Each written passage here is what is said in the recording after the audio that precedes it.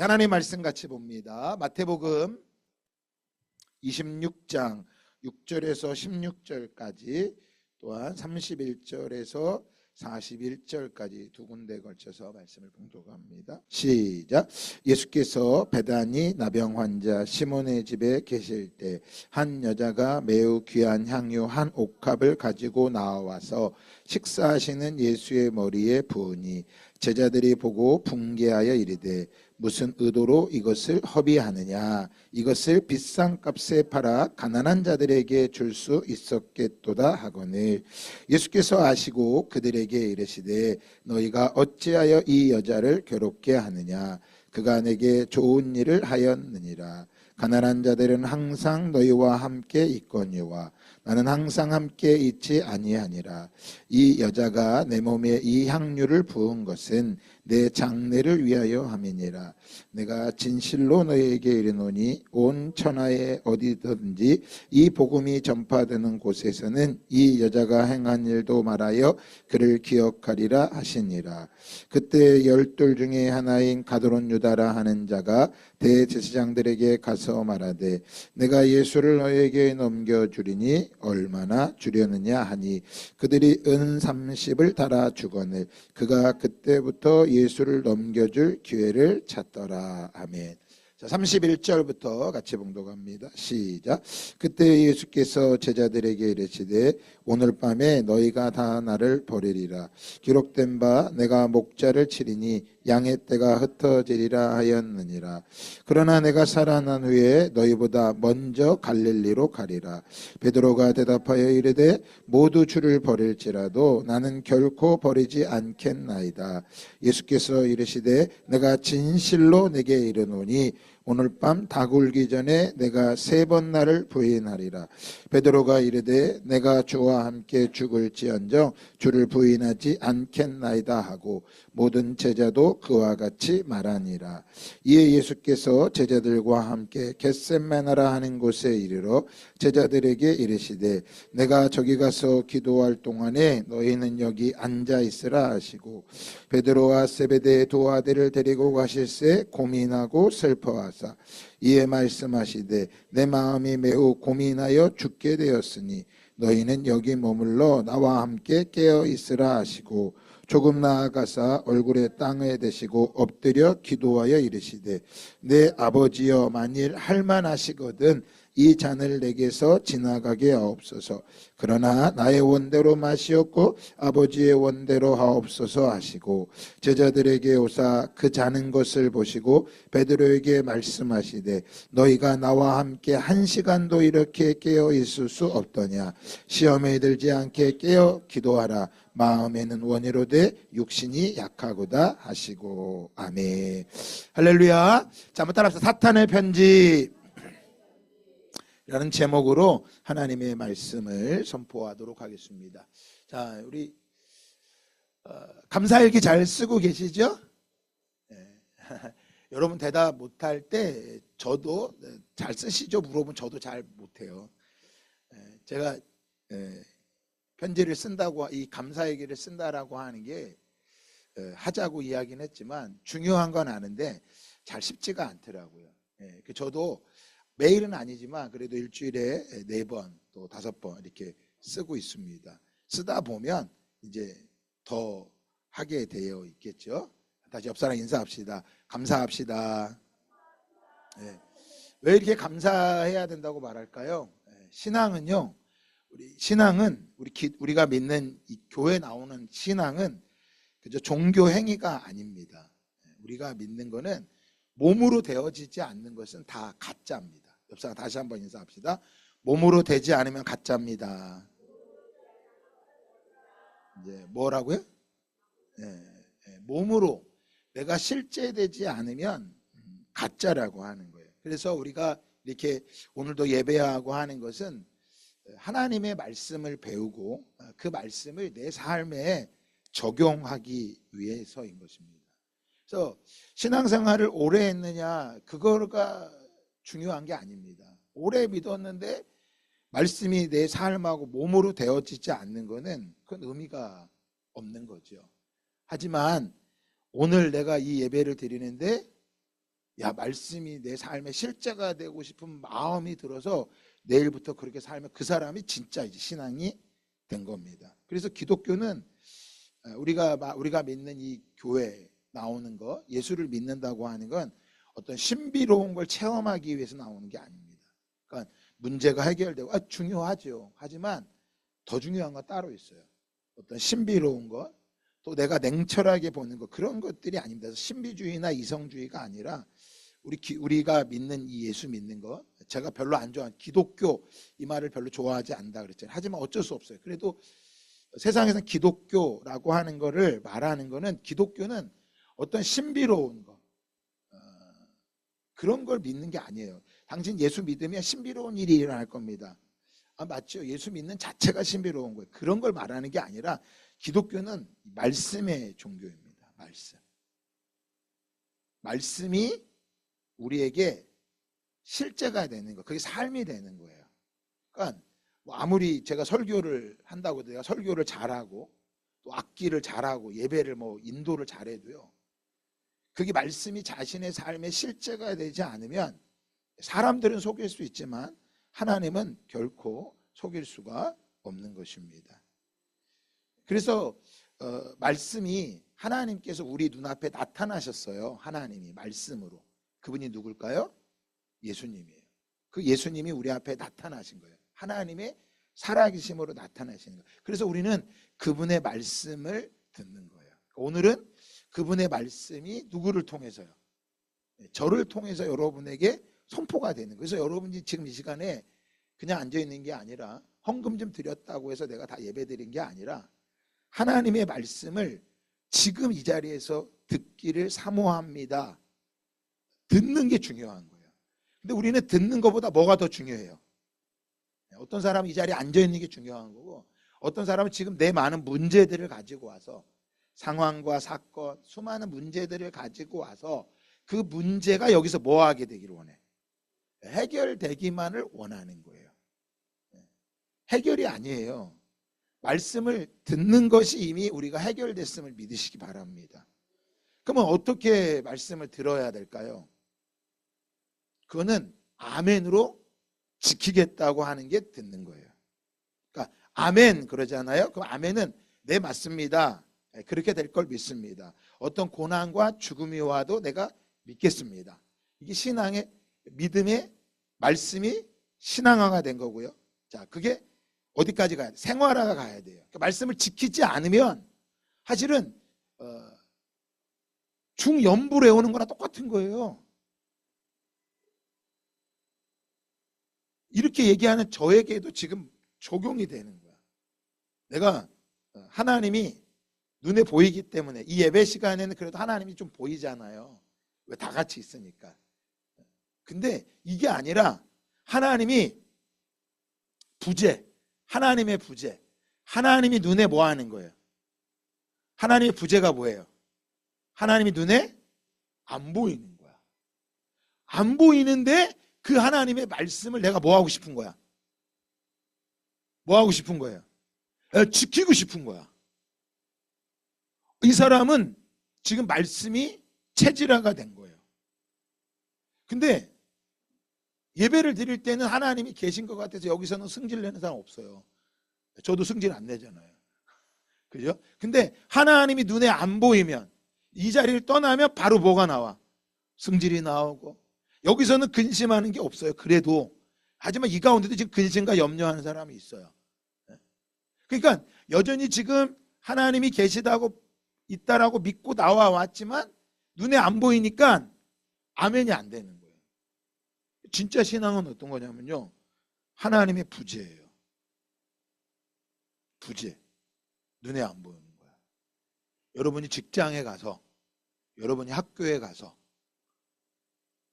여러분이 믿지 않는 남편과 같이 있을 때 하나님이 믿어지는 거예요. 그 말씀대로 살고 싶은 거야.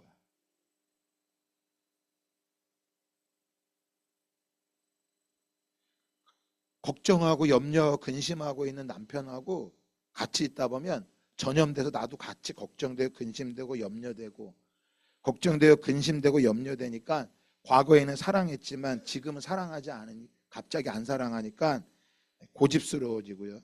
거짓말을 하고요. 회피를 합니다. 그런데 하나님의 말씀이 부재가 있는데 지금 하나님 눈에 안 보여. 내 상황은 너무나 어려워. 금요 철야 때 말씀드렸던 것처럼 요셉처럼 어디예요? 지금 감옥에 갇혀 있는 거야. 웅덩이에 갇혀 있는 거야. 보디발의 집에서 노예 생활하고 있는 거예요. 그런데 그 마음에 뭐가 일어나는 거야? 감사가 있는 거야. 분명히 하나님의 부재야. 다들 하나님이 안 계시다고 말해. 당신한테 하나님이 안 계십니다. 그래서 우리 금요철야 때 시편 42편에 말잖아요. 내 영혼아 네가 어찌하여 낙심하며 불안해하느냐. 네가 왜 낙심하느냐. 자빠져 있냐라는 거예요. 그 문제 앞에, 세상의 염려 앞에 자빠져 있는 거야. 낙심이라는 게 자빠져 있다는 거예요. 그런데 오늘 의미 본 낙심이라고 하는 것이 문제 앞에 자빠져 있는 게 아니라 하나님의 부재가 있으니까 문제 앞에 자빠져 있는 게 아니라 하나님 앞에 엎드리게 되는 거예요. 이게 신앙이 체질화가 됐다고 말하는 거예요. 그게 진짜 신앙은 언제 신앙이에요? 여기서 믿는 거는 진짜라고 말할 수 없어요. 제가 여기서 아무리 설교를 잘해도요, 여러분이 뭐 제 설교 듣고 은혜 받았습니다 막 아무리 떠들어도 내 이 신앙이 진짜가 되려면 어디요? 하나님의 부재 속에 갔을 때 그게 내 신앙입니다. 그러니까 아무리 유명한 목사님이 설교를 해서 뭐 좋은 자동차를 타고 뭐 큰 교회를 짓고 좋은 집에 살아도요, 그 사람이 진짜 신앙이 체질화가 되면 말로 되는 게 아니라, 말로 떠드는 게 아니라 뭐예요? 생명이 되는 거예요. 생명이 돼야 돼요, 여러분. 그러니까 사실은 제가 우리 창립 우리가 난 여수도 기억이 안 나. 2003년도에 개척을 했어. 2003년도에 처음으로 저와 사모님 예진, 선웅이가 5명 예배를 시작했어요. 그게 여기까지 온 거예요. 몇 년. 근데 옛날에는 연수를 계산하고 싶고 막 교회가 막 부흥하고 싶고 막 그런 게 많았는데 지금은 그 막 부흥보다 당연히 부흥해야죠. 근데 부흥보다 더 중요한 것은 저 100명의 선교사를 파송해야 되는데 이게 내가 더 부담인 거야. 100명도 안 돼. 지금 금요철에도 말씀드렸잖아요. 더 중요한 건 하나님의 부재 속에서도 믿고 하나님이 눈에 보이지 않는 부재 속에서도 진짜 변화된 한 사람만 일어나면 저 비전 한순간에 이루어지고 하나님의 역사 한순간에 이루어지는 거야. 그래서 감사일기 쓰자고 하는 거예요. 이 정도 이렇게 목사님이 주구장창 얘기하면 뭐 해야 돼요? 써보셔야 돼. 쓰시고 부활절날 다 쓰셨으면 내시고요. 못 썼으면 그 다음에 내보세요 한번. 제가 감사일기를 보려고 하는 게 아니에요. 하나님 앞에 다 쓰셨은 분들은 하나님 앞에. 그래서 그 말씀이 오늘 우리에게 적용되는 거예요. 그래서 하나님의 말씀을 듣고 그 말씀을 지킬 때 우리의 삶의 자리는 따라합시다. 변화가 일어난다. 네, 반드시 일어납니다. 반대. 우리 교회는 이미 변화가 일어나고 있는 것입니다. 사순절 기간이죠. 사순절 기간 동안 우리의 신앙을 점검하자고 했습니다. 3가지를 점검해야 되는데 이때 매일 말씀을 읽고 새벽 기도를 더 해보고 육체의 만족을 위해 오락을 좀 멈추고 하나님 사랑과 이웃 사랑에 관심을 갖습니다. 사순절 기간 동안 우리가 해야 될 일들이에요. 아까 우리 집사님이 기도할 때 이슬람 무슬림들이 무슬림이라고 하는 건 알라를 믿는 사람을 무슬림이라고 말하는 거예요. 그 사람들이 30일 동안 금식하고 그런단 말이에요. 우리도 우리의 신앙은 율법주의가 아니라 점검해 보는 거예요. 육체의 만족을 위해 오락을 금한다. 이거 진짜 쉽지 않아요. 우리 사모님 저한테 그러는 거예요. 아니 육체의 만족을 위해 오락을 멈춘다는데 왜 보고 있어요? 왜 보고 있어요? 하나님의 부재 속에서 제가 설교는 하지만 보는 거예요. 제가 사모님 몰래 보려고 애를 쓰고 있는 제 모습을 보니까 정말 참 답답한 거예요. 저도 제가 이런데 여러분한테 무슨 설교할 자격이 있겠어요. 하지만 제가 아니라 하나님의 말씀을 선포할 테니 하나님의 말씀을 듣고 여러분 지키며 하나님의 부재 속에서도 끝까지 믿음을 지키는 삶이 되기를 주님의 축복합니다. 근데 놀라운 게 새벽기도 작정하고 합시다 그런 말 하나도 안 했는데 새벽기도에 작정하고 스스로 오시는 분들이 계시더라고요. 어느 교회 있는 목사님이 40일 동안 새벽기도 합시다 작정하고 막 하는데 우리는 제가 여러분들한테 그걸 하자고 작정하자고 하면 벌써 안 하면 죄책감이 들잖아요. 그래서 말 안 하고 그냥 알아서 하시길 바랬는데 하시는 분들이 계시더라고요. 참 감사해요. 계속해서 자신의 신앙을 사순절기간 점검하며 나아가시길 바랍니다. 우리 등대교회가 말씀드린 것처럼 2003년도 3월 10일에 요 건너편에 있는 대성반점 2층, 지금은 식당 생겼지만 그 2층에 교회가 세워졌습니다. 교회를 세울 때 어떻게 이름을 지어야 되나라고 기도하고 있을 때 하나님이 제안해 주신 게 빛을 말씀하셨습니다. 네, 그래서 저희 교회 이름을 등대교회라고 이름을 짓게 됐습니다. 등대입니다. 등대. 파도 바다를 비추는 빛입니다. 등대는 편안할 때는 안 드러납니다. 위기가 찾아오면 드러나게 되어 있습니다. 그래서 우리 교회가 위기 때 많이 모여서 예배 드렸죠. 앞으로도 우리 교회가 위기가 오면 우리 교회는 빛이 날 것입니다. 이 어떤 말씀을 근거로 교회가 세워졌느냐? 이사야 60장 1절과 2절 말씀입니다. 일어나라 빛을 발하라. 네. 빛을 발하는 게 목적인 교회지 어떤 드러나는 게 자신을 나타내는 게 목적인 교회가 아닌 거예요. 빛을 발하는 게 가장 중요한 게 우리 교회 목적입니다. 그럼 왜 빛을 발할까요? 이는 내 빛이 이르렀고 여호와의 영광이 내 위에 임하였음이라. 하나님의 영광이 임하면 빛이 임하는 것입니다. 말씀을 지키고 변화되는 것과 마찬가지입니다. 보라, 어둠이 땅을 덮을 것이며 캄캄함이 만민을 가리려니와. 땅에 어둠이 있고 캄캄함이 모든 사람을 덮을 때, 여러분 그때 빛이 임하는데 누구에게요? 오직 여호와께서 내 위에 임하실 것이며 그의 영광이 내 위에 나타나리니. 하나님의 영광이 임하기를 사모하는 자들이 모이는 교회가 등대교회임을 믿습니다. 그래서 여러분 가운데 지금 캄캄함이 있고 어둠 속에 갇혀 있다 할지라도 두려워하지 마세요. 빛 대신 우리 주님이 우리를 비추고 계심을 믿고 나아가시기를 주님의 이름으로 축복합니다. 그래서 교회에 오셔서 어떤 사람들에게 기대를 하지 마세요.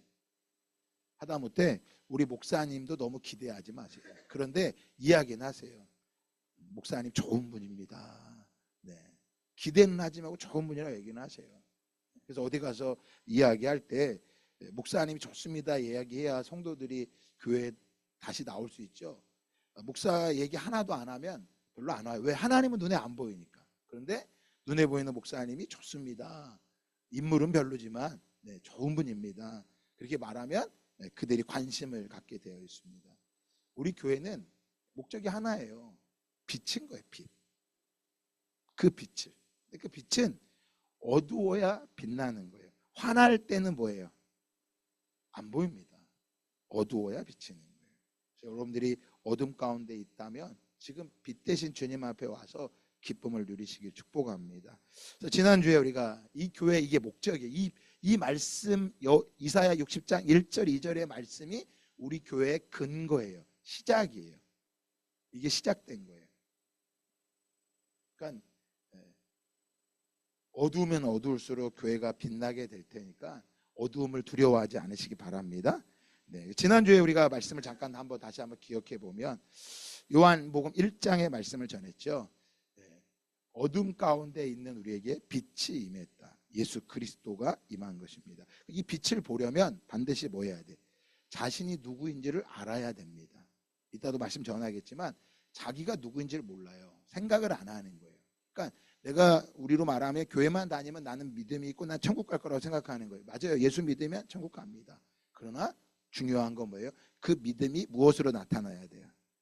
삶으로 나타나야 되는 것입니다. 그래서 우리의 믿음, 우리 기독교는요, 그래서 말씀의 종교예요.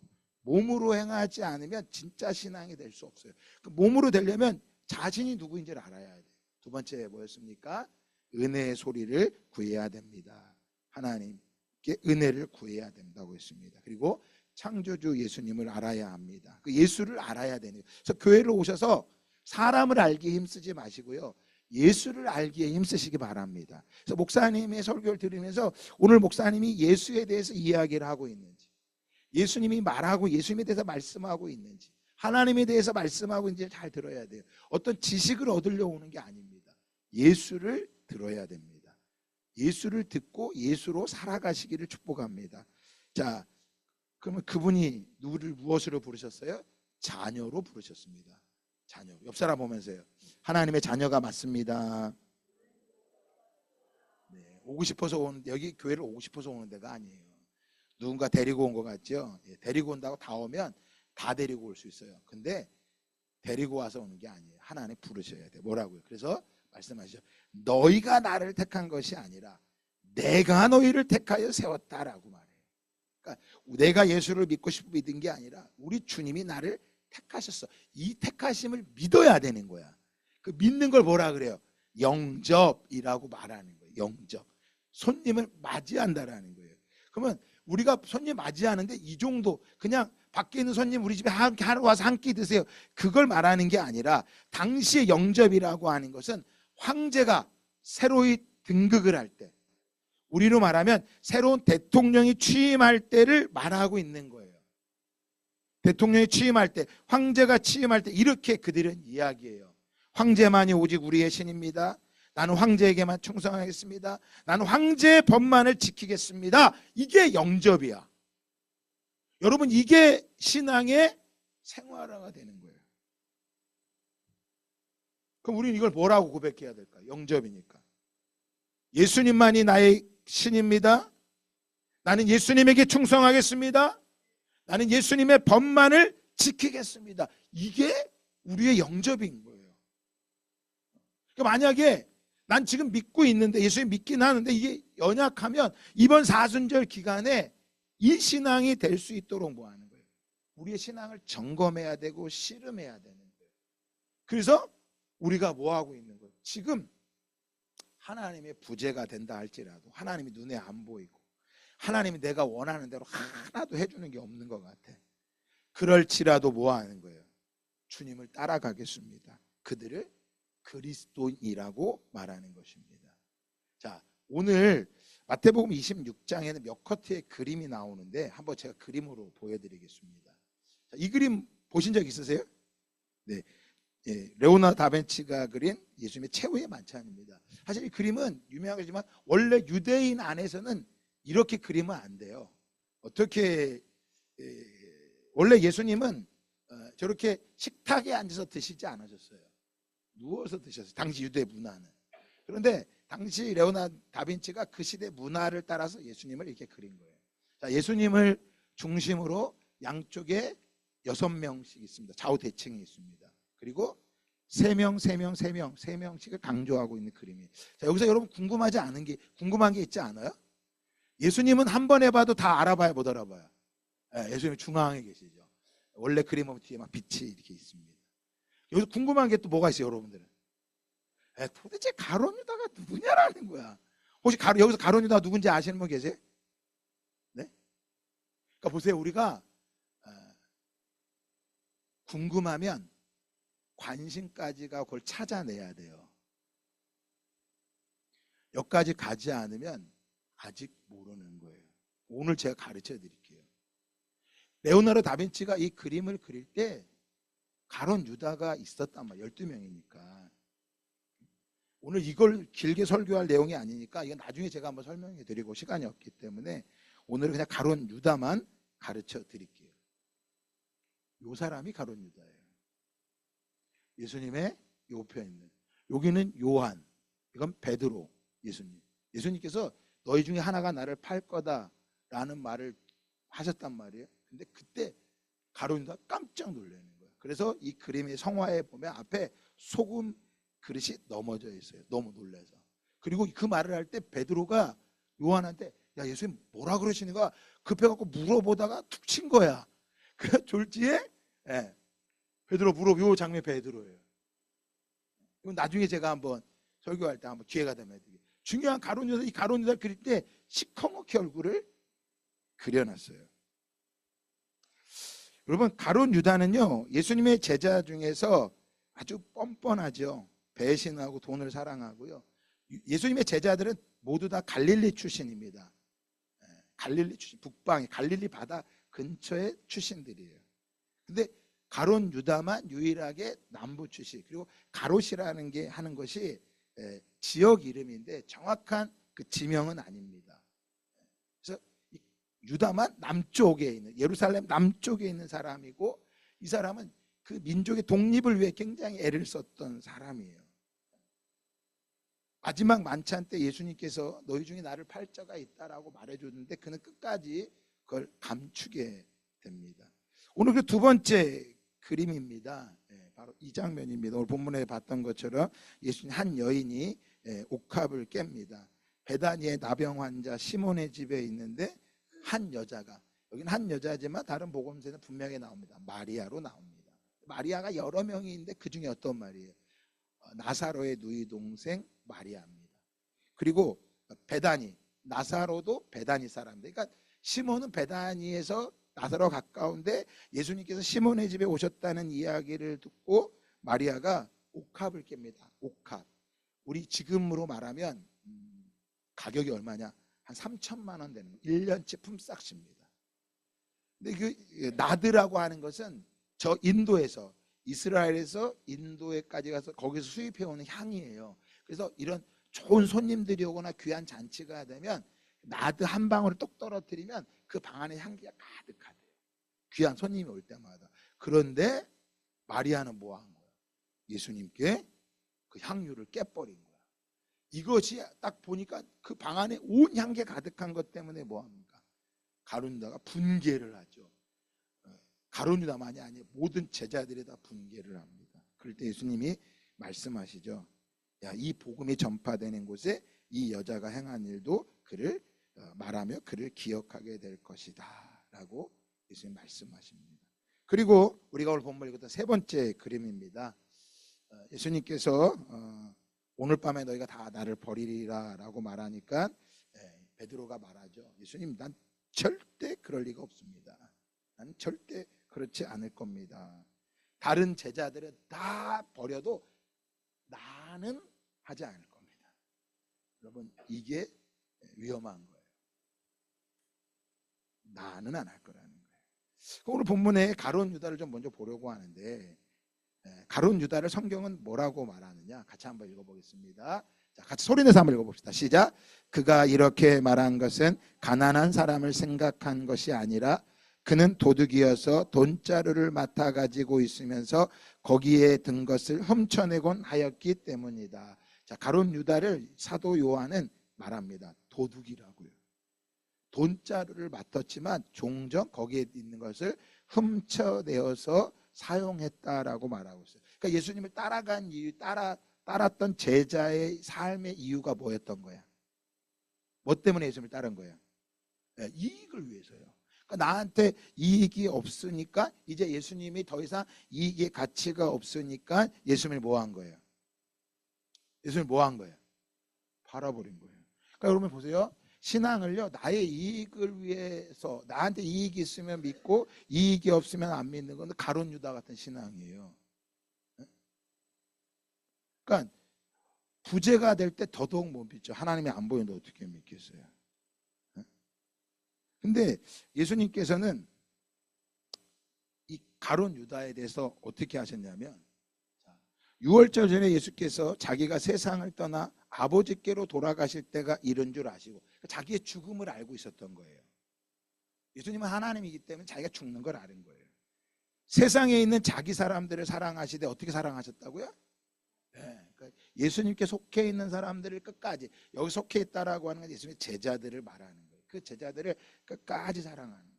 여러분, 저도 여러분을 끝까지 사랑하도록 기도하고 있습니다. 끝까지 사랑하네. 그런데 자, 그 다음 절은 다 같이 한번 읽어볼까요? 시작.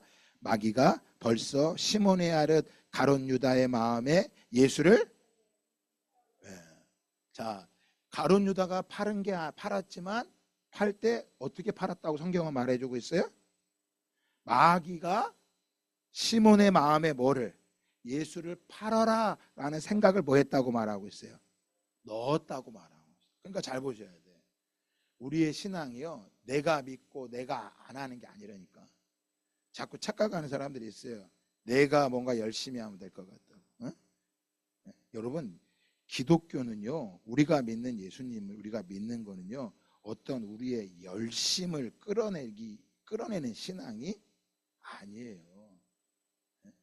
아까 감사일기를 써야 됩니다. 내가 이만큼 얘기했지만 해야 됩니다.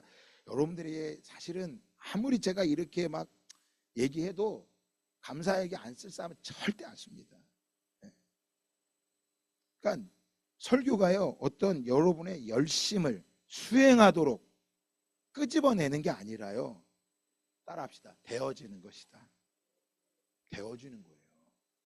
예수를 20년 30년 믿는 게 중요한 거 아니니까. 어떤 사람은요, 기질상이요, 성실하게 그런 것만 하면 잘하는 사람들이 있어. 어떤 사람은 그런 거 하라고도 뭐예요? 못해.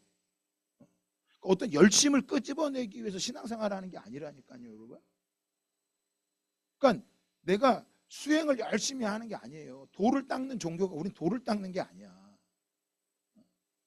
그 예수님의 말씀을 뭐 하는 게 중요한 거야? 들어야 돼. 그래서 믿음이 들으면서 시작되는 겁니다.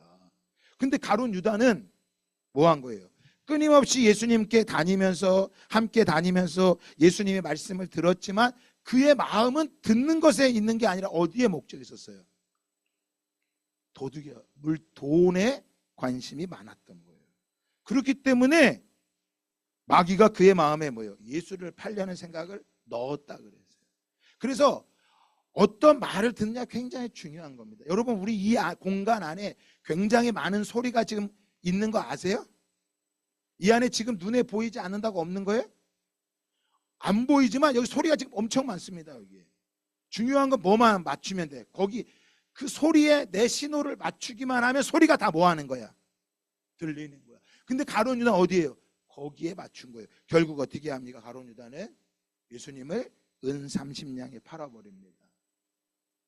은 30냥이 오늘날 돈 얼마냐? 1200만 원 정도 됩니다. 어떻게 보면 큰 돈이지만 어떻게 보면 또 굉장히 작은 돈이에요. 자기 선생을 어떻게 1200만 원에 팔겠어? 결국 그 팔아버리고 그는 죄책감을 느껴서 뭐 하게 됩니까? 스스로 목을 메어 자살해 버립니다. 근데 예수님은 이미 가룟 유다가 자신을 팔 거라는 것을 알고 계셨어. 그 요한복음 6장 70절에 보면 이렇게 말씀합니다. 예수께서 대답하시되 내가 너희 12를 택하지 아니하였느냐. 보세요. 가룟 유다가 예수님을 택한 게 아니라 예수님이 가룟 유다를 택한 거야. 예수님 택하신 거야. 그러나 너희 중에 한 사람은 마귀니라. 이 말씀은 가룟 시몬의 아들 유다를 가리키십니다. 그는 12 중에 하나로 예수를 팔자러라. 예수님은 가룟 유다가 자신을 팔 걸 알면서도 그를 뭐 하신 거야? 사랑하신 거예요. 끝까지. 그 만약에 가룟 유다가 예수님과 함께 있으면서 예수님의 소리를 계속 들으면서 예수님의 마음을 알고 그 삶을 예수께 드렸다면 뭐 할까요? 가장 인간으로서 최고의 선택이잖아. 12사도에 들어가는 거예요. 12사도. 신의 제자가 되는 거거든. 근데 이거를 뭐 하는 거야? 발로 걷어 쳐버린 거야. 그럼 가룟 유다만 걷어 찰까요? 오늘날 우리도 마찬가지입니다. 천국이 있고 지옥이 있다고 말합니다. 예수를 믿기만 하면 천국을 간다고 말하는데 그걸 발로 뭐 하는 거예요? 걷어 쳐버리는 거야. 그 말합니다. 왜 지옥을 만들었냐?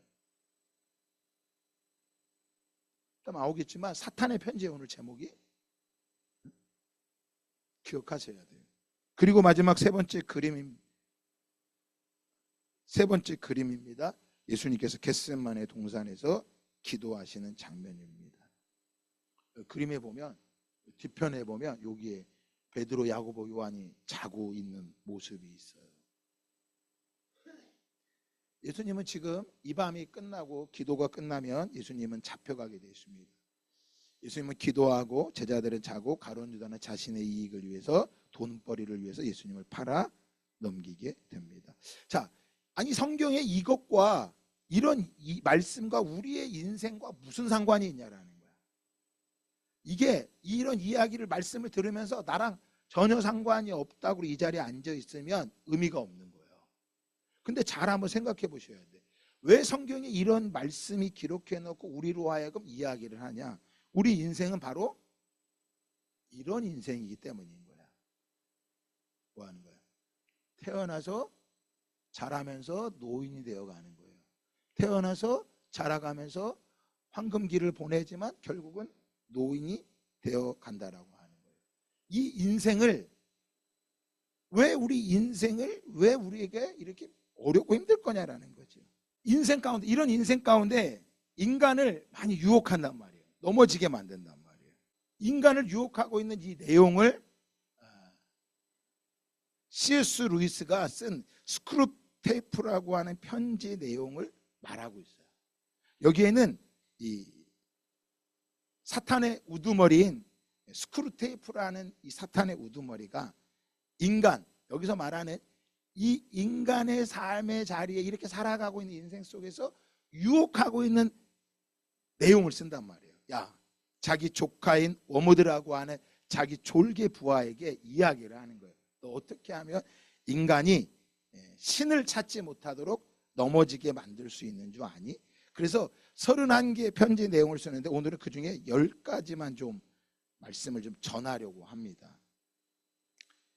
경험이 많은 이 사탄이, 이 스크루테이프가 자기 조카인 오무드에게 인간이 신앙에서 멀어지게 하는 것. 신앙, 그저 인간이 태어나서 이렇게 살다가 이렇게 죽는 인생으로 끝났다가 끝나버린 인생으로 인생 끝난다, 이렇게 끝내고 인간에게 절대 신을 찾지 못하도록 만드는 방법이에요. 그러면 하나님께서 이 스크루테이프 마귀만, 오늘은 이 마귀만 이렇게 한 게 아니라 누구요? 예수님을 이 땅에 보내셔서 우리로 하여금 뭐 하는 거예요? 이 마귀의 유혹으로부터 우리를 이기게 하셔 우리 도우시는 거예요. 그러니까 이 스크루테이프 C.S. 루이스라고 하는 변증학자가 넘어지지 않도록, 인간이 왜 자꾸 이런 유혹에 넘어지느냐, 그래서 마귀끼리 대화하는 내용을 책으로 기록한 거예요. 이 책에 보면 환자가 나옵니다. 환자는 인간들을 말하는 거야. 모든 문제를 갖고 있는. 그리고 신을 찾지 못하게 하는 거예요. 첫 번째, 이 마귀는, 그러면 이 마귀가 성경에는 어떻게 나오느냐? 자, 요거 먼저 한번 읽어볼까요? 시작. 예수께서 이르시되 내가 곧 길이요 진리요 생명이니 나로 말미암지 않고는 아버지께로 올 자가 없느니라. 아니, 도대체 예수님은 어려운 말씀만 많이 하시는 것 같아요. 내가 곧 길이다 진리다 생명이다. 아니, 예수님은 그냥 내가 로또 번호를 알고 있다, 나는 지금 비트코인 오르는 걸 알고 있다, 나는 증권 어디가 오르는 거 알고 있다, 내가 건강해지는 법을 가르쳐 줄게, 뭐 이런 걸 말하면 너무 좋겠는데 그렇게 말하지 않고 내가 곧 길이다 진리다 생명이다, 나로 말미암지 않고는 아버지께로 올 자가 없느니라. 스크루테이프가 말하는 내용하고 전혀 다른 내용을 이야기하세요. 성경은 마귀를 어떻게 이야기하느냐, 같이 한번 읽어보겠습니다. 시작. 너희는 너희 아비인 악마에게서 났으며 또 그 아비의 욕망대로 하려고 한다. 그는 처음부터 살인자였다. 또 그는 진리 편에 있지 않다. 그것은 그 속에 진리가 없기 때문이다. 그가 거짓말을 할 때에는 본성에서 그렇게 하는 것이다. 그는 거짓말쟁이며 거짓의 아비이기 때문이다. 마귀를 이야기할 때 거짓의 아비라고 말하고 있어요. 그리고 그 인간은 그 아비의 욕망대로, 인간의 그 거짓이 말하고는, 스크루테이프가 말하는, 그 마귀가 말하는 그 욕망대로 끊임없이 살려고 인간은 발버둥 치고 있다라고 말하고 있어요. 성경은. 또한 자, 우리를 욕망으로 끌고 가는 그 사탄, 악마를 요한계시록 이렇게 말합니다. 그 큰 용, 곧 그 옛뱀은 땅으로 내쫓겼습니다. 그 큰 용은 악마라고도 하고 사탄이라고도 하는데 온 세계를 미혹하던 자입니다. 그 용의 부하들도 그와 함께 땅으로 내쫓겼습니다. 자, 여러분, 이 사탄이 이 땅에 쫓겨나서 무슨 일을 할까요? 그 무슨 일을 할까요? 말했죠. 욕망을 붙잡고 인간을 살아가도록 우리를 붙잡는 거예요. 성경은 이렇게 얘기합니다. 인간을 어떻게 살게 하느냐? 나는 여러분을 순결한 처녀로 그리스도께 드리려고 여러분을 한 남편 대신 그리스도와 약혼시켰습니다. 그러나 내가 두려워하는 것이 있습니다.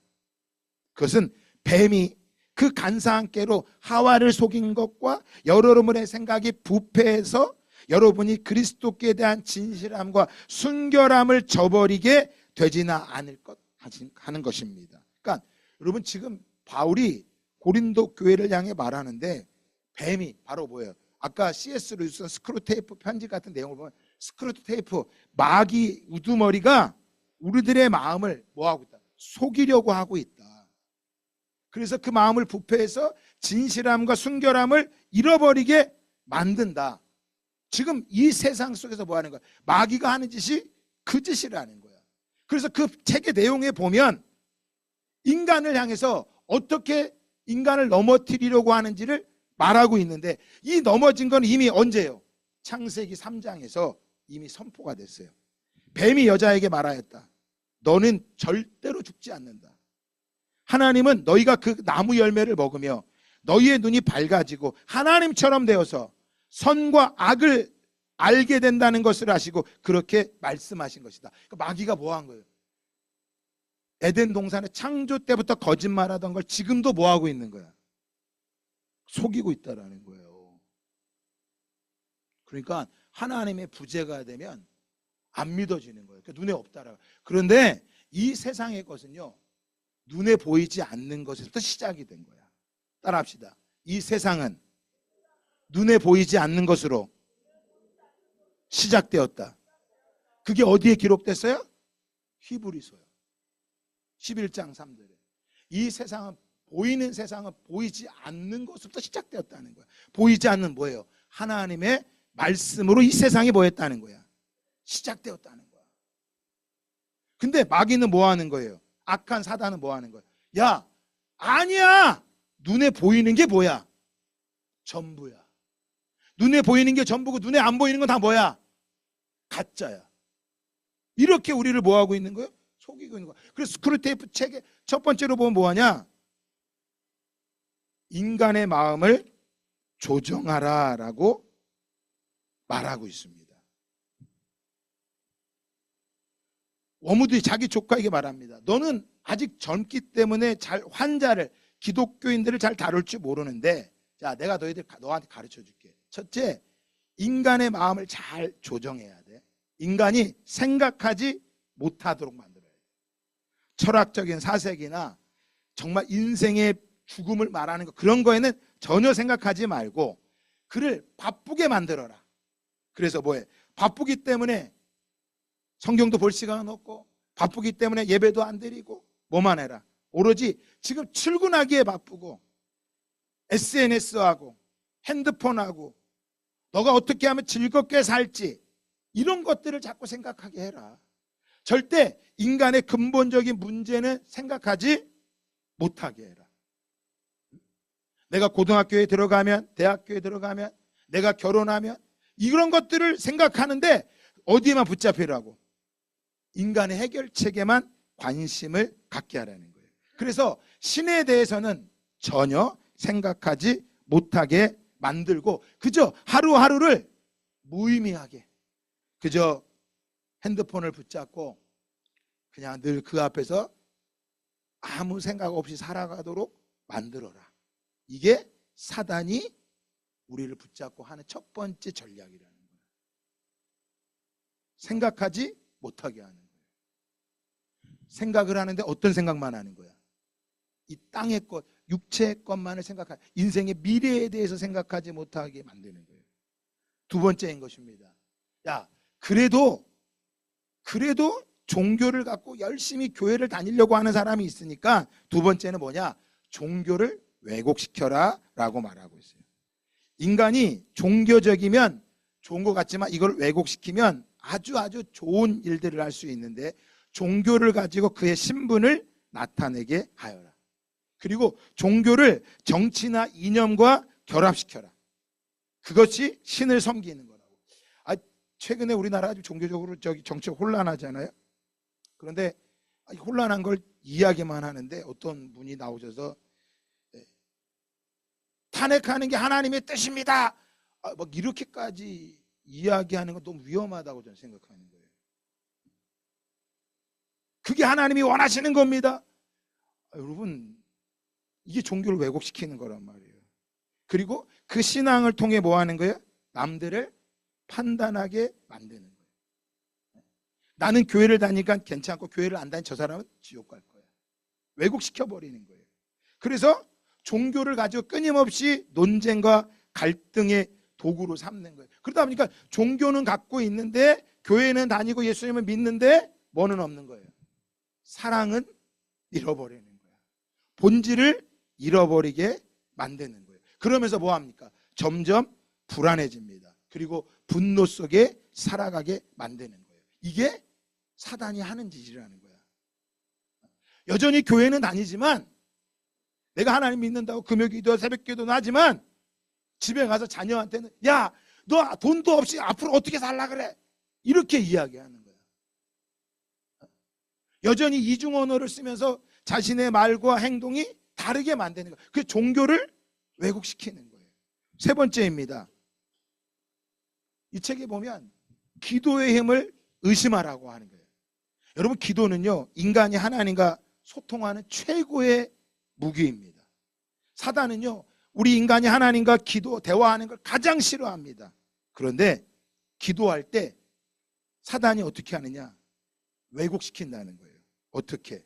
신을 내 소원 성취하는 정도로 해결하게 만들고, 내가 기도를 나의 의무로 삼게 하고, 기도를 통해 하나님을 더 알아가고 하나님의 뜻을 구하는 게 아니라 내 문제를 위해서만 뭐하게 하는 거예요? 기도하게 하는 거예요. 그래서 기도가 응답이 되지 않으면 하나님을 의심하고 원망하게 만든다는 거예요. 네 번째입니다. 교만과 자만심을 이용하는 거예요. 인간은 스스로가 도덕적인 것을 자기가 굉장히 과대평가하는 습관이 있다는 거예요. 그래서 자기는 괜찮고 남을 판단하는 교만의 자리에 빠질 수가 있다는 거예요. 그래서 내가 하나님과 가까워지면 가까워질수록 겸손해지는 게 아니라 남들보다 더 뛰어나다라는 거예요. 괜찮다라고 생각하게 만들다는 거예요. 그래서 끊임없이 뭐하게 하는 거예요? 도덕성을 강조하게 하는 거예요. 여러분, 아까도 말씀드렸죠. 교회, 기독교, 우리 그리스도인은요, 말씀의 종교이지 어떤 열심과 어떤 우리의 초월적인 것을 하기 위해서 수행하고 열심을 내는 그런 게 아니라고 말씀을 드렸어요. 그분이 우리를 되어지게 하는 거예요. 우리 자신을 내어드리는 거예요. 그래서 금요 기도회 때 제가 말씀을 드렸잖아요. 요셉이 어떻게 했다 그랬어요? 하나님을 구해야 될 때가 있고 성실해야 될 때가 있고 또 뭐 할 때도 있어야 됐어. 인내해야 될 때가 있는 거예요. 근데 뭐 하지 못하게 하는 거예요? 인내하지 못하게 하는 거예요. 그리고 뭔가 이루어지면 교만해지게 만든다라고 하는 거예요.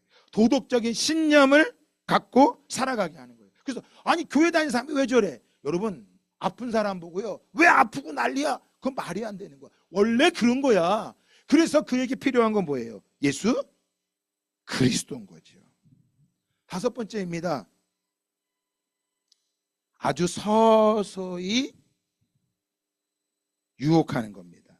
천천히 유혹하는 거예요. 한꺼번에 왕창 하는 게 아니라요, 조금씩 조금씩 무너지고 넘어지게 하는 거예요. 여러분, 제가 감사일기 왜 쓰자고 하는지 아세요? 무너지지 않게 하기 위해서요. 주일 예배 한 번 빠지잖아요. 그때는 이제 죄책감이 들어요. 아, 가야 된다. 그 다음 주에 빠지잖아요. 덜 듭니다. 나중에 가서는요, 뭐예요? 아예 빠져도 아무렇지도 않아요. 아주 서서히 인간을 타락시키는데요, 서서히 무너지게 만든다라고 하는 거예요. 작은 죄를요, 소홀히 여기면 안 됩니다. 작은 죄를 반복적으로 짓게 되면 어떻게 됩니까? 결국 그것에 뭐 하게 되는 거예요? 무너지게 되는 거예요. 속지 마세요. 아주 간단한 것 같지만 그것이 그를 무너지게 만드는 거예요. 여섯 번째입니다. 쾌락함과 안락함을 이용해서 인간을 나태하게 만듭니다. 순간의 쾌락을 집중하게 만드는 거예요. 술, 오락, 도박 이런 걸 통해서요, 뭐 하는 거예요? 하나님과 점점점 뭐 하게 만드는 거예요? 멀어지게 만드는 거예요. 인간은 원래 즐거움을 추구할 수밖에 없습니다. 그렇게 하나님 만드셨습니다. 그런데 그 즐거움이 어떤 즐거움이에요? 순간의 즐거움으로 거기에 종이 돼서 거기에 계속 빠지게 한다라는 거예요. 거기에 붙잡혀 살도록 만드는 거예요. 주말이 되면 하루 종일 뭐 하는 거예요? 일주일 동안 나 열심히 일했으니까 주말에 나는 뭐 해야 돼? 쉬어야 돼. 근데 그 쉼이 어디예요? 자기의 쾌락에 빠져서 쉬도록 만들다고 하는 거죠. 그 점점점 인간의 안락한 가운데 빠지게 합니다. 7번째입니다. 두려움을 증폭시킵니다. 그래서 그 두려움을 세상에서 안정을 누리려고 합니다. 여러분, 두려움은 좋은 건가요? 나쁜 건가요? 한번 두려움이 좋은 거예요? 나쁜 거예요? 나쁜 거요? 아닙니다. 여러분, 두려움은 좋은 겁니다. 왜요? 두려움이 있기 때문에 뭐 하는 거예요? 여기서 두려움이 없으면 5층에서도 뭐 할까요? 어린아이들이요, 뒤에다 보자기만 씌워놓잖아요. 그러면 자기가 슈퍼맨인 줄 알고 두려움이 없으니까 5층에서 뭐 해요? 뛰어내려 다리 부러집니다. 두려움이 없으면 뭐 해요? 뜨거운 것도 막 만집니다. 여러분, 뭐 하는 거예요? 사단은요, 우리에게 두려움을 줍니다. 그런데 우리가 두려움이 찾아왔을 때 하나님께 나아가는 게 아니라 이 두려움을 이기기 위해서 뭐예요? 세상에서 안정성을 누리고 살아가려고 하는 거예요. 계속해서 세상으로 더 많이 돈을 갖고 더 많은 권력을 가지고 더 많은 명성을 가지면 내가 안전할 거라고 생각하는 거예요. 그래서 악한 사단은 뭐 하는 거예요? 하나님보다 세상을 향해 더 열심히 나아가게 만드는 거예요. 세상을 향해 나아가는 거예요. 거기서 네 두려움을 뭐 할 수 있다? 이길 수 있다고요. 여러분, 8번째입니다. 동일한 건데 인간관계를 왜곡시키는 거예요. 두려움이 오니까 좋은 남자를 만나면 내가 행복할 거라고 생각하는 거예요. 그래서 하나님보다 그 남편에게 아내를 더 많이 사랑하는 거예요. 그런데 뭐 합니까? 철저히 뒤틀어진 사랑입니다. 신은요, 하나님 우리 인간을 만들 때 서로를 위해 희생하는 법을 가르쳐 주셨습니다. 그렇게 살아가도록 하나님 우리를 만드셨어요. 그런데 인간이 왜곡되면 어떻게 됩니까? 사랑을 소유하려고 합니다. 내가 사랑하니까 내가 더 많은 것을 가져야 된다고 생각하는 거예요. 여기 우리 세준이 청년과 우리 은지 청년이 결혼했잖아요. 끝까지 주님 사랑해야 돼요. 왜곡되잖아요. 저 남편이 나를 어떻게 하면 사랑해주고 행복하게 해주고 이 생각만 하고 있는 거예요. 우리 청년들 결혼하는데요, 하나님과의 관계가 왜곡되면요, 사랑과의 관계도 왜곡되면서요, 남편과의 관계도 왜곡되고요, 부모와 자녀의 관계도 뭐합니까? 왜곡됩니다. 내가 너한테 이렇게 해줬으니 너도 나한테 뭐 해야 돼? 이렇게 해야 돼. 사단은요, 인간의 관계를 왜곡시킵니다. 정말 중요한 겁니다. 9번째입니다. 인간은 시간을 조작하여서 현재를 살지 못하게 만든다는 거예요.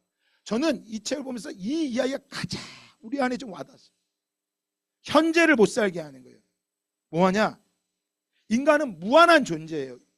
유한한 존재란 말이에요. 이 땅에 삶은 유한한 건데 뭐 하는 거예요? 계속해서 오늘을 못 살게 하는 거예요. 과거에 연연하게 합니다. 그리고 후회하고 미련 속에 살아가게 합니다. 그리고 뭐 하게 됩니까? 미래는 불안과 염려와 걱정만 하게 되는 거예요. 오늘 살아가야 되는데 계속해서 뭐 하는 거예요? 미래를 걱정하고 과거를 후회하면서 나는 왜 이럴까? 계속해서 여기에만 붙잡혀서 뭐 하는 거예요? 더 나아가지 못하게 하는 것입니다. 마지막 10번째입니다. 그 책에 보면 이렇게 말합니다. 신의 존재를 의심하게 만드는 거예요. 너는 패배할 거라는 거예요. 요즘 우리나라에 자살률이 굉장히 많습니다. 여러분, 자살은 안 했지만 스스로가 자신을 비하하고 낮추는 것은 하나님의 존재를 의심하게 하는 거예요. 이 책에 보면 이 끊임없이 신을 의심하게 합니다. 오늘 가룟 유다가 여러분 예수님을 왜 팔았을까요? 예수님이 하나님의 아들 메시아임이 믿어지지를 않았던 거예요. 그러나 그분은 어떤 분이었어요? 하나님의 아들이셨던 거예요. 그런데 결국 인간은 이런 사단의 수많은 유혹과 공격 속에서 결국 인간은 다 뭐 하게 된다? 따라합시다. 이긴다. 그럼 이기는 게 어디예요? 여러분, 뭐 하는 거예요? 왕이신 그분이 우리로 하여금 뭐 하게 하는 거예요? 이기게 하신다라는 거예요. 그래서 성경 요한계시록의 마지막 장에 말합니다. 이것들을 증언하신 이가 이르시되 내가 진실로 속히 오리라 하시거늘 내가 올 거야. 내가 올 거야. 아멘. 주 예수여 어서 오시옵소서. 주 예수의 은혜가 모든 성도에게 있을지어다. 여러분, 마지막에 이 악한 사단이 패배하게 됩니다. 그럼 언제 패배하느냐? 바로 그 인간이 어디에 갔을 때요? 하나님의 품에 안겼을 때. 그러니까 이 땅에 있는 동안에 끊임없이 악한 사단은 우리를 유혹하고 넘어지게 만들고 우리를 쓰러뜨리려고 하지만 결국 뭐 하는 거? 우리가 주님 품에 안기고 끝까지 이 신앙을 지키면 반드시 우리 뭐 하게 됐다? 승리한다라는 거예요. 그러니까 어떤 일이 있어도 중간에 신앙을 포기하지 마세요. 사단의 편지는 뭐냐면 우리로 하여금 뭐 하게 하는 거예요? 하나님을 포기하게 만드는 거예요. 스스로가 하나님을 팔아버리게 만드는 거예요. 결코 거기에 속지 마시고요. 어떤 유혹이 오고 어떤 어려움이 찾아와도 반드시 끝까지 그 길을 걸어가면 우리는 이 땅에서 뭐 하게 됩니다? 승리하게 되어 있다라고 하는 것입니다. 그 주님을 구하며 달려가기를 예수 그리스도의 이름으로 축복합니다.